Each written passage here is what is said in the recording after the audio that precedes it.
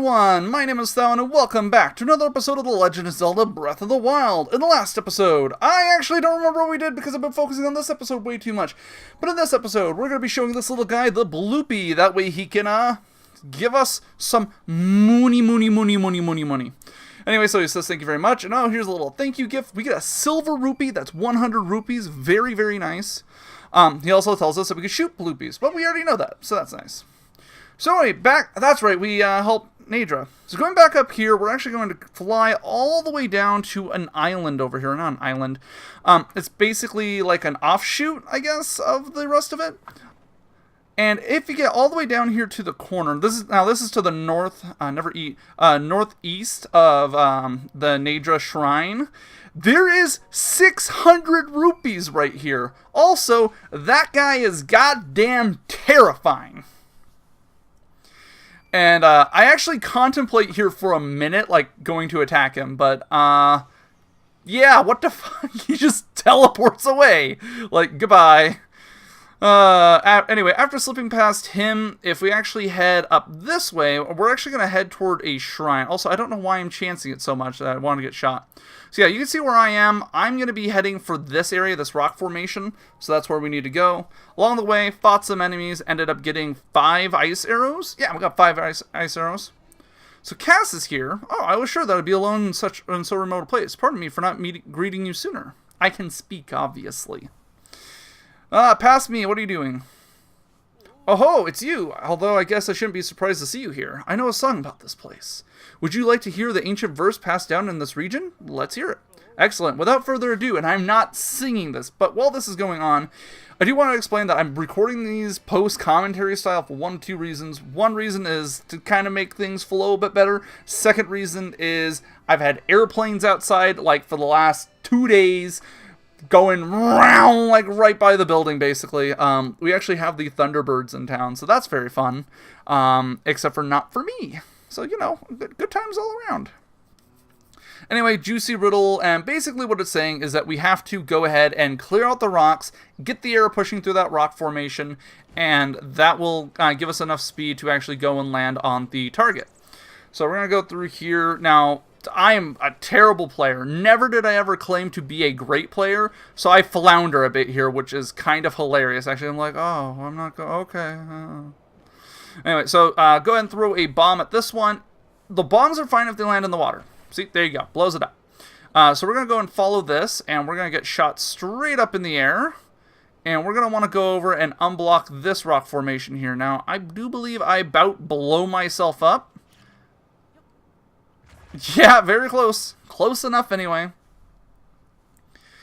So after that, there's another rock formation that we can go ahead and clear here. Now, I recommend using bomb arrows. Now, funny enough, I use the arrow or the bow that splits the arrow into 3. So you're going to see 2 other explosions here in a moment. At first, I was like, what the heck is going on? I'm like, oh yeah, bow. Anyway, last one's going to be all the way over here, and honestly, if you just climb up this, throw the bomb, blow it up immediately, you will be good to go. Now, notice there's a line, or a circle of rocks. Guess what? It's another Korok spot. We're screwed. Anyway, but now you can see the wind flow is going through, and that's lit up and ready to go. Now, this was attempt, like, 17 to get this, by the way. I did not get this on the first try. But throw the rock in. Yeah. And we find a Korok. Korok number 49. It is there. Bye-bye. I hate Koroks. Okay, so interesting thing about this puzzle. When you jump off and glide all the way down, you cannot let go of the glider when you get to the end. You have to float down to the spot for it to count. I did this like 5 times, not realizing what my problem was, and I was really confused, like, why isn't this working? Why is it not activating when I hit it? I'm floating all the way down here, I'm doing it correctly. No, you have to float all the way down instead of letting go of the paraglider. So, life lesson learned, I guess? I don't know. Also, why did I spend so much time staring at this shrine? Pass me, you're bad at editing. And we completed the Master of the Wind. Maybe that's why. No? I guess I'm showing what shrine it is. Anyway, in the shrine, we have earned ourselves a pair of... Oh, no, it's not a pair of pants. That's a great flame blade. And then we also get our spirit orb, of course. Alright, so heading just like a little bit north of there, there is this pile of rocks. If we use a bomb on it...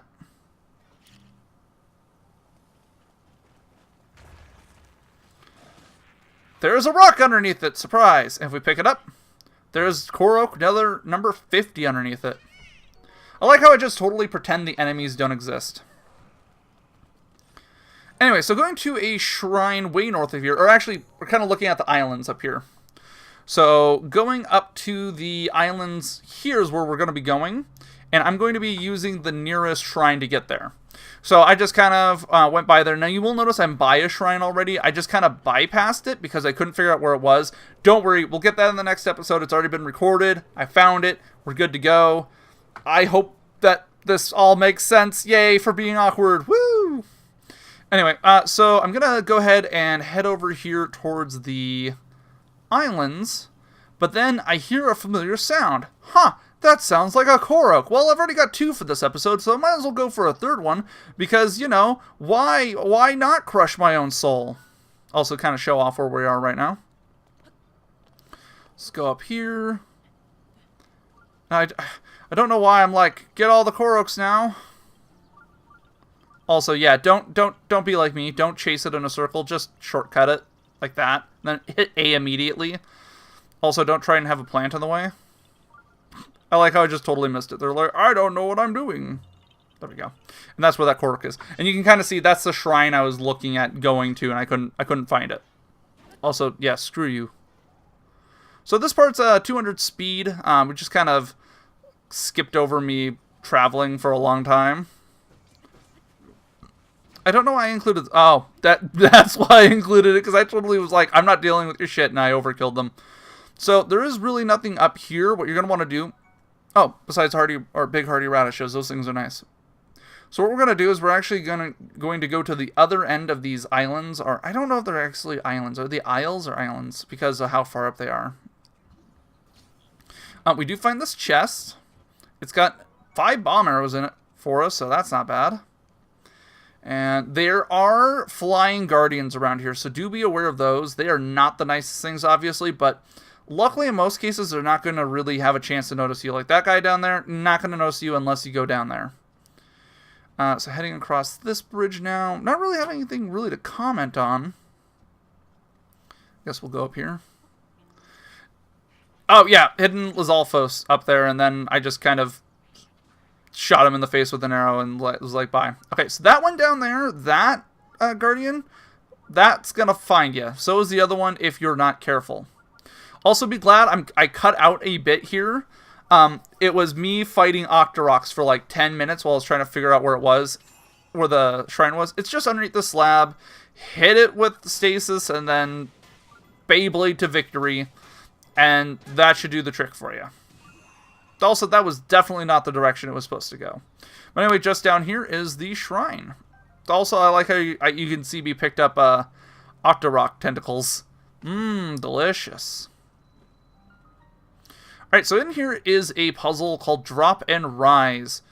So what we're supposed to do here is stand on one of the platforms and counterbalance it to launch us in the air. Well, I wonder if we'll find a counterbalance. Also, I like how I tried to like just jump up it, like I got this. But counterbalance is up there. All you gotta do is just shoot it down with a few arrows, and then you are good to go. Now, I like how I contemplated it here for a moment. You cannot magnesis it from here or right below. It's too far away. Anyway, after getting it down, go ahead and hold it up over this. If you, by chance, weren't on the scale like I was, and you can use it to fly across. Now, I was super proud of myself here, just sprint gliding up, and then being able to just barely run up the wall. For your trouble getting across, you get a diamond, and I do it both ways. Super proud of that. And Spirit Orb number 3. Getting really close to unlocking that, that was a long time. Getting really close to unlocking a new heart container, or a stamina wheel. Anyway, so if we talk to Clavia here in Hatino Village, I think that's where we are? Yeah, Hatino Village. If we talk to her, evening. You're a traveler, aren't you? Then listen up. What is it? You see those 3 trees on top of the snowy mountain there? I found a small letter stuck between the pages of this old book at my house. It said, when the 3 summit trees become one, turn your back to them and head towards the sea. A trial in case of stone awaits you there. I don't know what that means. But maybe it means we have to head to Aframosia Coast, which is just east of those 3 trees on the mountain.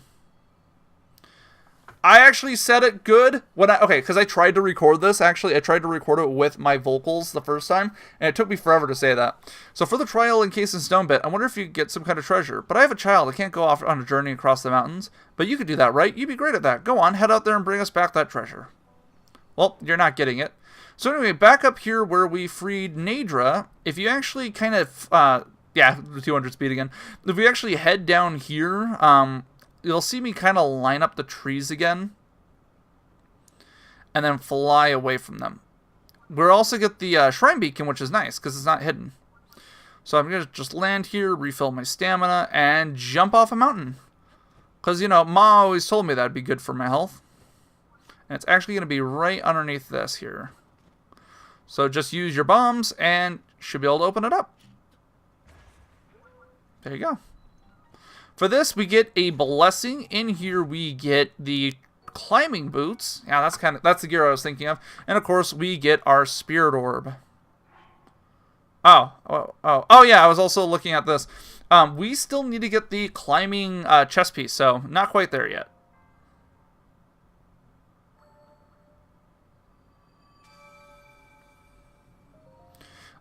Did go ahead and go back to the goddess statue. Got another heart container, which was really nice.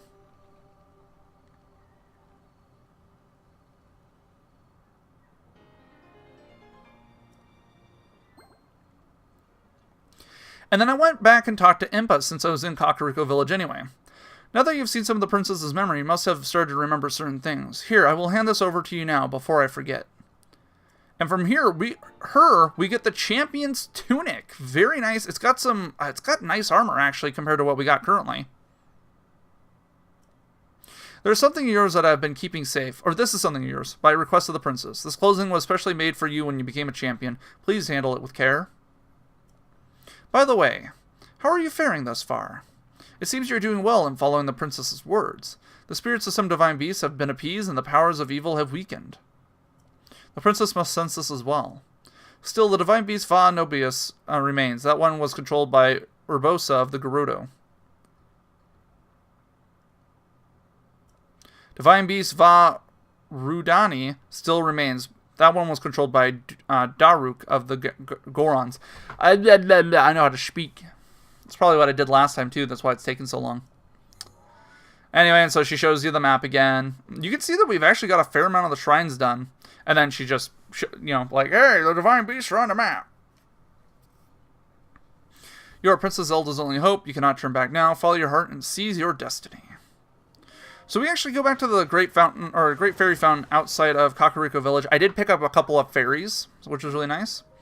So looking here, the only piece of equipment that we can upgrade is the Champion's Tunic. So I go ahead and do that, and I looked at a few of the requisites for these. Look at that. That's a Lionel horn. They want you to kill a Lionel and get the horn from it.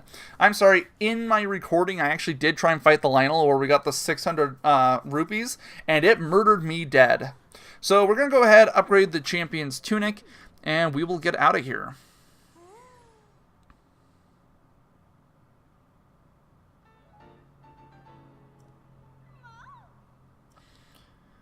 You heard about set bonuses, right? Yeah, we've already heard about set bonuses, I'm pretty sure. Basically, if you have one set of gear and have it all upgraded and have it all equipped, you get another bonus to it. So go ahead and show that it is better armor, so I go ahead and put it on for now. I think I am going to switch it up in the next video anyway, so it doesn't really matter. Because I did have to switch it out for the piece of Zora armor, because we had to swim up a cliff. Anyway, guys, hopefully you enjoyed this episode of The Legend of Zelda Breath of the Wild. This is kind of a different format than what I'm used to doing, so, you know, leave a like if you liked it, comment down below if you have anything to suggest, and either way, let's Beyblade out of here. Have a good one.